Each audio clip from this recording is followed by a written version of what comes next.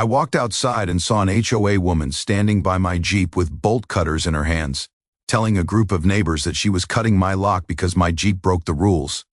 Even though it was parked legally and belonged to me, laughing when people warned her and ignoring everyone, not knowing that the Jeep was not just a normal vehicle but part of an active police task force, and that the person watching her do all this was the officer in charge. So before I tell you what happened next, tell me where you're watching from and please hit subscribe for more stories where the good guys always win.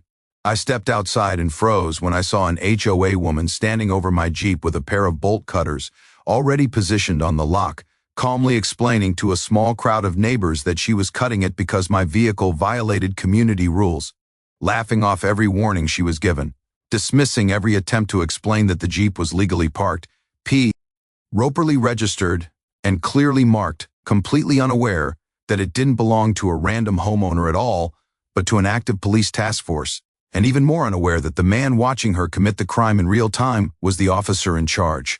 The sound came first, metal against metal, that sharp, deliberate scrape that doesn't belong in a quiet neighborhood where the loudest thing you usually hear is a lawnmower or a dog barking 3 houses down. At first I didn't move, not because I was confused and not because I was afraid, but because I wanted to understand exactly what I was seeing before stepping in. The Jeep was parked exactly where it was supposed to be, not blocking a driveway, not near a fire hydrant, not in a restricted zone. It was locked, secured, and clearly marked.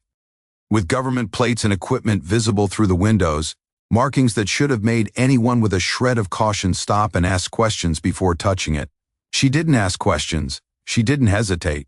She stood there with the confidence of someone who had never been told no in a way that mattered. "Ma'am," one of the neighbors said cautiously, his hands raised slightly like he was trying to calm an animal that might bolt. "You really shouldn't be doing that." She didn't even look at him. "I'm enforcing HOA rules," she replied flatly, adjusting her grip on the bolt cutters. "And this vehicle is not permitted." Another neighbor stepped closer. "That's not just some resident's Jeep." That got her attention. Briefly, she looked up, rolled her eyes, and sighed loudly the way people do when they think they're surrounded by idiots. "Everyone says that," she said. "Everyone thinks their situation is special." Phones were out now. People had started recording. Not because they expected drama, but because instinct tells you to document the moment something feels wrong. I watched her position the cutters more carefully, angling them just right. "Ma'am," another voice said, this time that vehicle belongs to law enforcement." She laughed. Not nervously, not uncertainly. She laughed like someone hearing a bad excuse for the 100th time. "Oh please," she said. "People lie all the time when they break HOA rules. As if cutting a lock wasn't an actual crime." She turned slightly toward the crowd, almost performing now. "Tow trucks take too long," she added casually. "This is faster." That was the moment I stepped forward, not rushing, not shouting, just enough that she couldn't pretend I wasn't there. "Excuse me," I said evenly. "What exactly do you think you're doing?" She glanced at me the way someone looks at an interruption, not a challenge. "HOA enforcement," she replied. "This vehicle has been warned before." "Show me the warning," I said. She waved her hand dismissively. "I don't need to justify myself to you." That sentence told me everything I needed to know. This wasn't authority. It was habit, the kind built from years of people backing down, apologizing, complying. Not because she was right, but because it was easier. Someone behind her whispered, "She was told to stop." Another added, "She was warned." She ignored both. Instead, she squeezed the handles. The lock snapped with a loud crack and hit the pavement, skidding slightly before coming to rest near her foot. The street went silent. Not shocked silence, uneasy silence, the kind that settles in when even people who love rules realize someone has crossed a line. She straightened up, clearly satisfied, scanning the faces around her as if expecting approval. She didn't get it.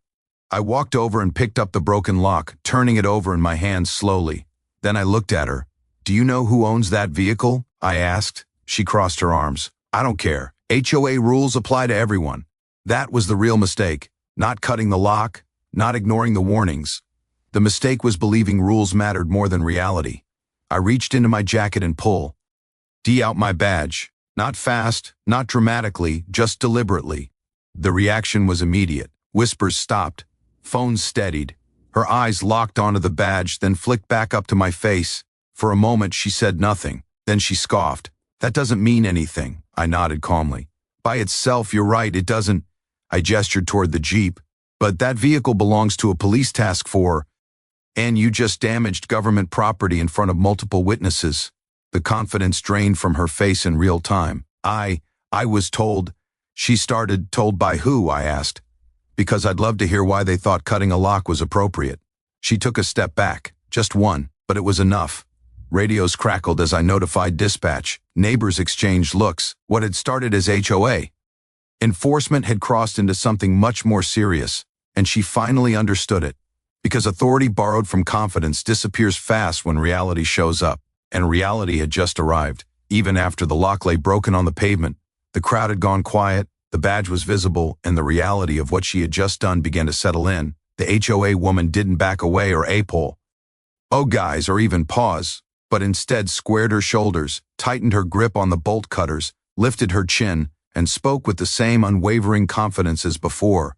Because in her mind nothing had gone wrong yet, and the authority she believed she had was still intact. She stood there like the moment belonged to her, like this was just another scene she had controlled dozens of times before. People arguing, people warning, people eventually backing down. That was the pattern she was used to. She adjusted the clipboard under her arm, straightened the papers on it even though nothing had moved, and took a slow breath, the kind people take when they're preparing to reassert control.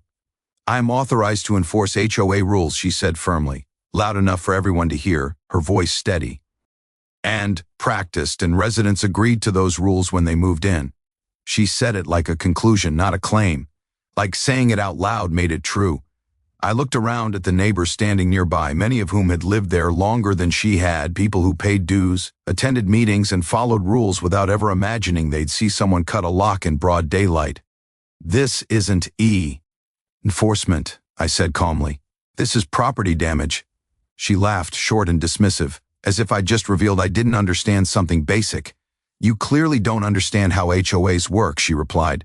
What she meant was simple. This usually works. I'd seen this behavior before, just in different uniforms. People who confuse repetition with permission. People who think authority comes from familiarity instead of limits. She started explaining herself, not because she needed to convince me, but because she needed to convince the audience.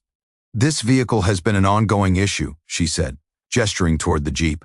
"It's been parked here repeatedly. Residents have complained. No one confirmed that. No one backed her up. She didn't notice. HOA policy allows removal of unauthorized vehicles," she continued, her voice growing more confident with each sentence. "And when towing companies are delayed, we take direct action. She leaned hard on that word, as if a whole invisible system stood behind her, ready to absorb whatever consequences might come next. I asked her slowly and clearly, "Who told you to cut the lock?" For the first time she hesitated. Not long, but long in. That's not relevant," she said quickly. "I don't need permission to enforce rules. That was wrong in every way that mattered. Legally, procedurally, practically. But she had lived in a world where no one challenged her long enough that wrong had started to feel normal." A neighbor spoke up again. "You were told to stop." She spun toward him sharply. "You don't speak for the HOA." Another vote. Ice followed. "You were warned it was a police vehicle." She waved that off too. "People panic. They exaggerate. I deal with this all the time." That sentence explained everything. She wasn't responding to the situation, she was replaying old ones, old arguments, old victories, old moments where people backed down because it was easier. This time, they didn't. Phones stayed up, people stayed quiet. And silence can be louder than opposition. She sensed it and raised her voice. "You want to know why HOAs exist?" she said, turning slightly so everyone could hear. "Because without enforcement, everything falls apart." She gestured down the street, sweeping her hand dramatically. "People park wherever they want, ignore rules, do whatever they want." Then she pointed at the broken lock on the GR. "And this is what enforcement looks like." That was the moment I stopped trying to explain anything to her, because explanations only work when the other person is listening. I turned slightly and addressed the crowd instead. "Did anyone here see her receive authorization to cut that lock?" No one answered. "Did anyone hear her contact law enforcement before doing it?" Still nothing. She looked around, finally noticing that the attention she'd been drawing wasn't support anymore. It was scrutiny. Her posture shifted. Just a little. "Are you detaining me?" she demanded, her voice sharper now. "Not yet," I replied. That word landed heavier than I expected. Her breathing changed. Faster, shallower. She pointed at my badge again. "You can't just wave that around and override HOA authority." I nodded. "You're right. I can't override something that doesn't exist." Her jaw tightened. "The HOA does not have the authority to damage private property," I continued evenly, "especially not property belonging to a police task force." She shook her head. "You're exaggerating." I reached for my radio. That was when panic finally surfaced. "Wait," she said quickly, stepping forward. "There's no need to escalate this." Escalate? As if she hadn't already done that with bolt cutters. Her tone softened instantly. "Maybe we can handle this internally," she suggested. "There's no need to make a big deal." Internal. It was always internal when they realized they were losing. I keyed the radio anyway and gave the vehicle identification.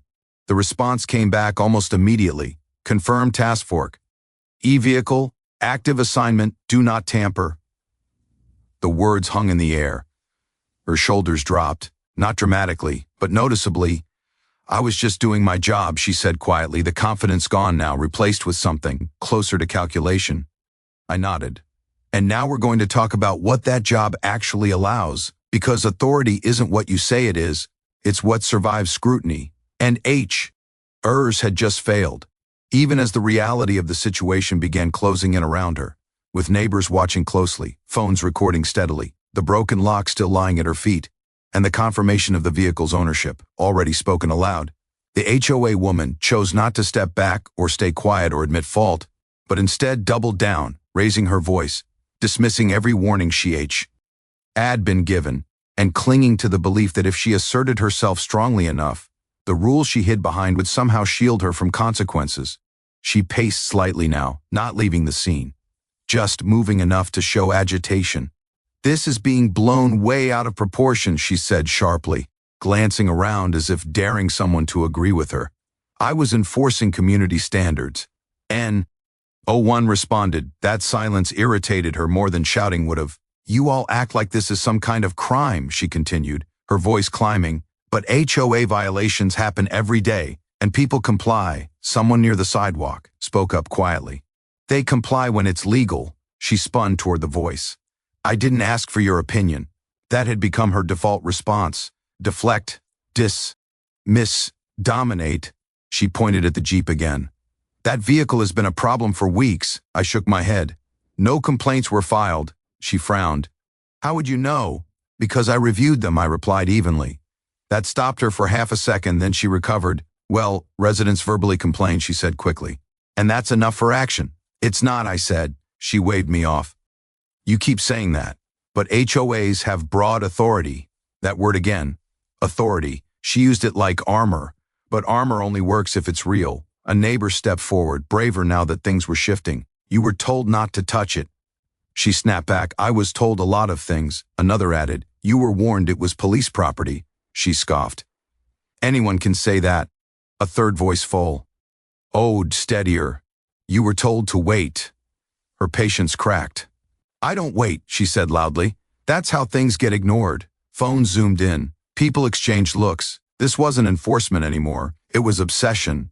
She bent down, picked up the broken lock and held it up like evidence. "See?" she said. "Problem solved, solved, as if destruction counted as resolution." I took a step closer. "No." Aggressively, just enough to narrow the distance. "Put that down," I said. She hesitated. Then she dropped it, the metal clattering against the pavement again, louder this time. "You can't intimidate me," she said quickly, though her voice wavered just slightly. "I know my rights." I nodded. "Then you should also know your limits." That irritated her.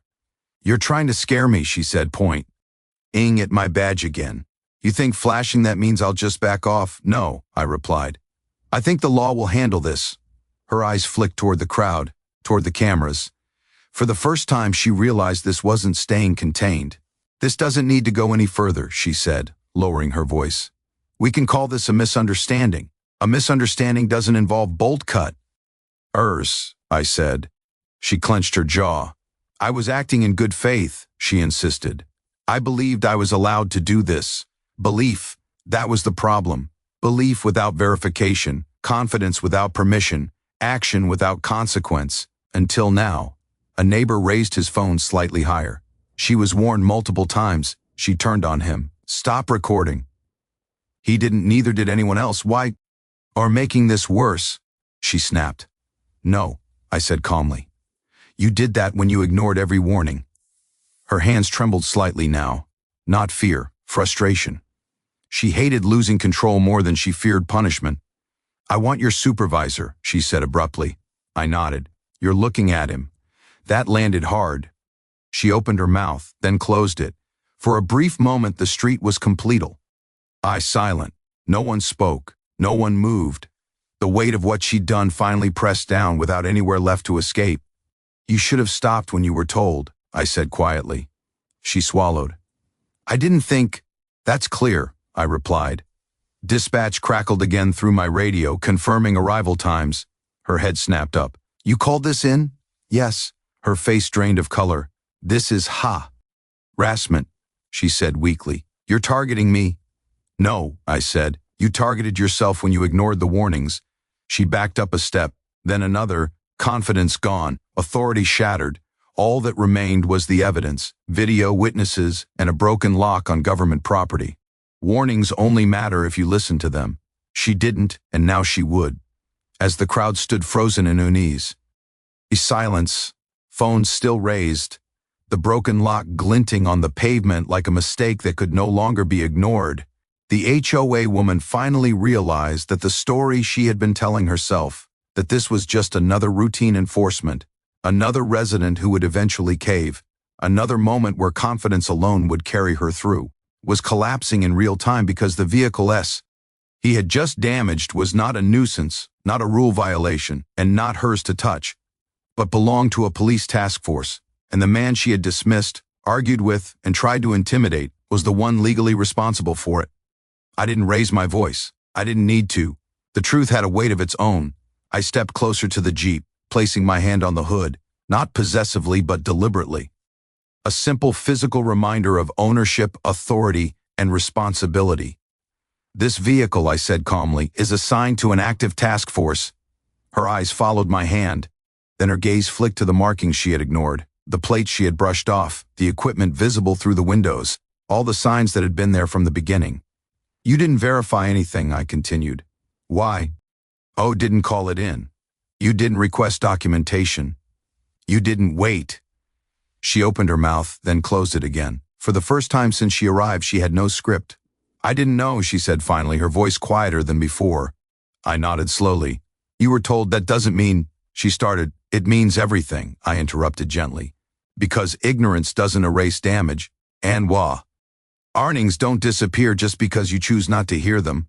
A neighbor spoke up from behind her. She was warned 3 times. Another added, more than that. Phone zoomed in tighter now, capturing every shift in her expression. Her confidence had drained away, replaced with something brittle and reactive. I enforce rules, she said weakly, as if repeating it might restore some of the power she'd lost. That's my role. Your role, I replied evenly, does not include criminal damage. That word hit her harder than any accusation before it. Criminal, she shook her head. This is ridiculous. No, I said, this is documented. I gestured to the phones, the witnesses, the broken lock. This isn't a disagreement anymore. I continued, it's evidence. She took a step back, then another. Her heel caught on the edge of the curb and she stumbled slightly before regaining her balance. The crowd noticed, people always do when someone starts to lose control. You can't do this, she said quickly. You're abusing your position. I met her gaze. I'm enforcing the law. She laughed nervously. Over a lock? Over Gove. RN meant property, I corrected. That distinction mattered, and she finally understood why. I reached into my pocket and pulled out my phone, scrolling briefly before turning the screen toward her. This Jeep is registered to a task force operating under state authority, I said. Any tampering, damage, or interference is a chargeable offense. Her face went pale. You didn't just violate HOA rules. I continued. You violated the law. She looked around again, searching for support. There was none. The neighbors who once avoided HOA conflicts were standing firm now. Because this wasn't about grass height or mailbox colors, this was about someone who believed rules gave them the right to destroy what didn't belong to them. "I want to speak to your supervisor," she said again, desperation creeping in. I nodded. "You will?" Her shoulders sagged slightly, not relief, resignation. She glanced down at the bolt cutters still in her hand, then slowly set them on the ground, as if distancing herself from them might distance her from what she'd done. "I was just trying to do my job," she whispered. "Jobs have limits," I said. "Yours ended the moment you crossed the law." A police cruiser turned Ed onto the street at the far end, lights flashing once before shutting off. She noticed. Her breathing quickened. "I didn't mean for this to happen," she said, words tumbling out now. "I didn't think—" "That's clear," I replied. The cruiser rolled closer, tires crunching softly against the pavement. Officers stepped out, professional, calm, already aware of the situation. They didn't rush. They didn't need to. Everything was already documented. She looked at them, then back at me. "This could ruin me," she said quietly. I held her gaze. "You should have thought about that before cutting the lock." One of the officers approached and asked, "Is this the individual?" "Yes," I said. "She damaged task force property." The officer nodded and turned to her. "Ma'am," he said, "I'm going to need why. Will you to step over here?" She hesitated, then complied. The crowd shifted, murmurs rippling through them. This wasn't the ending she'd expected. This wasn't the power she'd relied on. As she was escorted away from the Jeep, she glanced back one last time, eyes lingering on the vehicle she thought she could control. But authority doesn't come from confidence. It comes from knowing where your power ends. And hers had ended the moment the real owner stepped forward. The moment the first police cruiser rolled fully onto the street, tires crunching slowly over the pavement as if even the vehicle itself understood that speed was no longer necessary. The HOA woman's remaining confidence finally collapsed. Because authority borrowed from volume and posture means nothing when real authority arrives quietly, professionally, and with documentation already in hand. The officers didn't rush. They didn't raise their voices. They didn't need to. They stepped out of the cruiser with calm precision, eyes scanning the scene the way trained professionals do, taking in the broken lock on the ground, the bolt cutters resting where she had dropped them, the Jeep parked exactly where it had been all along, and the half-circle of neighbors holding phones steady, recording every second. One of the officers nodded toward me. "Confirmed?" "Yes," I replied. "Task force vehicle. Lock cut without authorization." That was all it took. No dramatics, no debate, facts don't argue. The HOA woman stood stiffly near the curb, arms crossed tightly over her chest, her earlier confidence replaced by rigid defensiveness, as if holding herself together physically might somehow prevent what was happening legally. "This is excessive," she said sharply, forcing her voice back into something resembling control. "This didn't require police involvement." The officer looked at her evenly. "You damaged government property?" She scoffed. "Over a parking issue?" "There was no parking issue," he replied. That answer landed Ed harder than any accusation, because it stripped away the story she'd been hiding behind. One of the officers bent down and photographed the broken lock, then the Jeep, then the bolt cutters. Another took notes, asking neighbors simple, direct questions. "Did you see her cut the lock?" "Yes." "Were warnings given?" "Yes." "Did she stop?" "No." Each answer stacked quietly on top of the last. Bill. Ding, something she could no longer talk her way out of. "This is harassment," she said again, louder now, looking around as if expecting the crowd to suddenly side with her. "I was enforcing HOA rules." A neighbor answered before anyone else could. "You were told to stop," another added. "You ignored everyone." Phones zoomed in closer. The officer turned back to her. "Ma'am, HOA authority does not extend to damaging property." She shook her head rapidly. "You're all misunderstanding me." "No," the officer replied calmly. "We're documenting you." That word, documenting, finally broke through. Her breathing changed. Her shoulders slumped. "This doesn't need to go any further," she said quickly, her voice dropping. "I'm sure we can resolve this internally." Internally, the word came back again. Just like before. It always did when consequences showed up. "That option ended when you cut the lock," the officer said. She looked at me then. Not angry anymore, not defiant, but searching. "You could stop this," she said quietly. You could tell them it's fine. I met her gaze evenly. It's not fine. She swallowed hard. This could cost me my position, she said. I nodded. You should have thought about that. The officer stepped forward slightly. Ma'am, I need you to turn around. Her head snapped up. What? Turn around, he repeated calmly. The crowd went silent again, not shocked silence this time, but confirmation. She hesitated, hands trembling slightly at her sides. I didn't think it would go this far, she said weakly. Most people don't. The officer replied, until it does. She slowly turned around. Cuffs came out, not slammed, not forced, but placed with quiet inevitability. The sound of metal clicking shut echoed louder than the bolt cutters had earlier. A neighbor exhaled softly. Another lowered their phone, shaking their head. This wasn't entertainment anymore. It was accountability. As she was guided toward the cruiser, he looked back once more at the Jeep, then at the crowd, then finally at me. Her voice was barely audible. I was just doing what I always do. That sentence explained everything. Because what had always worked had finally met something it couldn't override. The officer closed the cruiser door gently. No spectacle, no shouting, just consequences. The street slowly began to breathe again. People talked quietly among themselves, replaying what they'd just seen, already knowing this would be discussed at every HOA meeting for years to come. The Jeep remained exactly where it had been, untouched, unmoved, as it should have been from the beginning. Reality doesn't announce itself loudly, it just arrives, and when it does, confidence alone isn't enough to stop it. By the time the police cruiser pulled away from the curb with the HOA woman seated silently in the back, her confidence gone, her authority dismantled, and her version of events already collapsing under witness statements and recorded evidence, the neighborhood that had once been ruled by quiet compliance and unchallenged enforcement stood changed forever, because everyone watching understood that something fundamental had shifted, and that the rules people feared only mattered until someone finally enforced the law instead. The street didn't return to normal right away. People lingered. Neighbors who rarely spoke to one another exchanged looks, then words, then stories, about warnings ignored, fines issued without reason, threats disguised as violations, and the constant pressure to comply. Simply because pushing back felt exhausting. The broken lock was still on the pavement. No one touched it. It had become something else now. Not trash, not debris.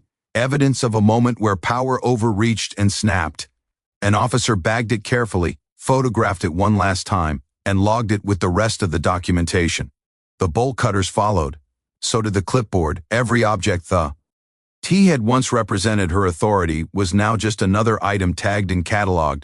Paperwork replaced posturing.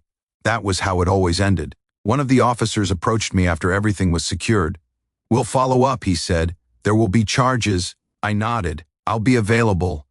He hesitated briefly, then added, this is going to have ripple effects, I know. I said it, and I did, because authority like hers doesn't exist in isolation. It survives because people are afraid to challenge it. That fear was gone now. Within days, the HOA board issued a statement. It was carefully worded, vague, full of phrases like misunderstanding, isolated incident, and internal review. No apology, no accountability.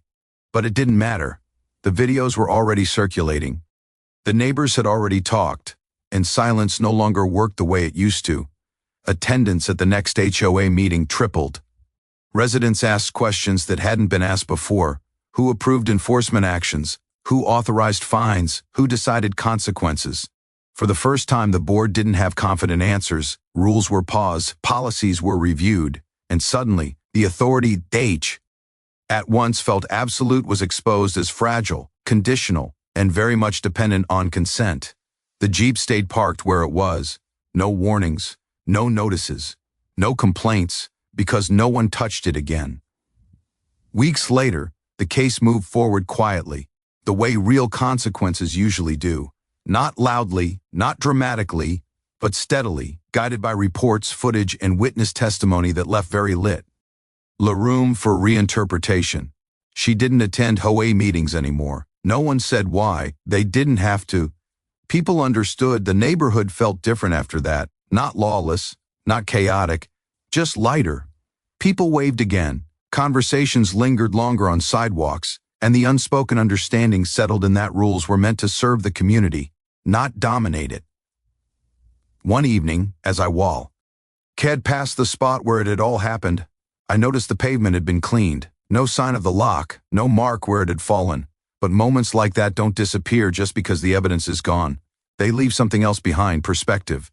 Because power doesn't come from a clipboard or a title or the confidence to ignore warnings. It comes from accountability. And accountability always arrives eventually. Sometimes quietly, sometimes on camera, but always exactly when it's needed most.